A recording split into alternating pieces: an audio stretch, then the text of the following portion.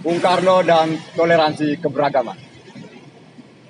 Dalam rangka bulan Bung Karno, kawan-kawan yang siang hari ini berkumpul dalam suasana keberagaman suku,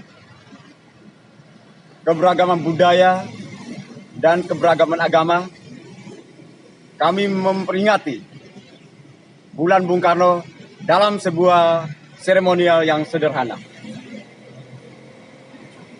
Ada 3 pemikiran besar Bung Karno yang kemudian mempengaruhi nafas, spirit, dan bingkai keberagaman Republik Indonesia. 3 pemikiran besar itu, yang pertama, sosionasionalisme. Sosionasionalisme berbicara soal kemanusiaan.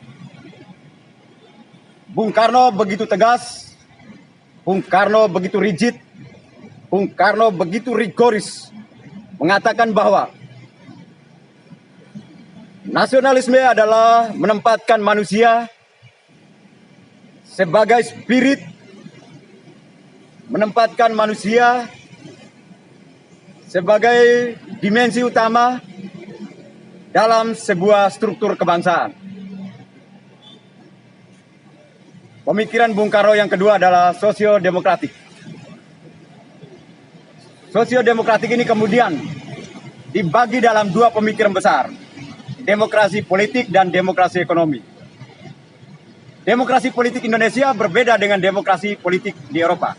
Karena demokrasi politik di Indonesia bicara soal politik kebangsaan, bicara soal politik kemanusiaan, bicara tentang politik yang mengedepankan martabat, harkat, dan derajat manusia.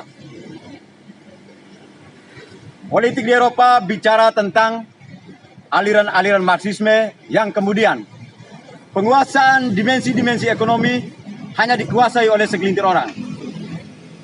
Politik di Indonesia bicara soal politik kebangsaan, spirit gotong royong yang kemudian harus menjadi spirit keberagaman.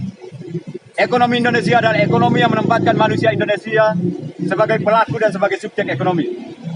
Dimensi ketiga dari Bung Karno dalam pemikirannya adalah ketuhanan. Ketuhanan ini yang menjadi payung utama. Ketuhanan yang kemudian menempatkan aliran-aliran kepercayaan, meskipun kita ini beragam, tetapi kekuasaan Tuhan tetap menjadi yang utama. Tuhan yang memayungi seluruh keberagaman kita.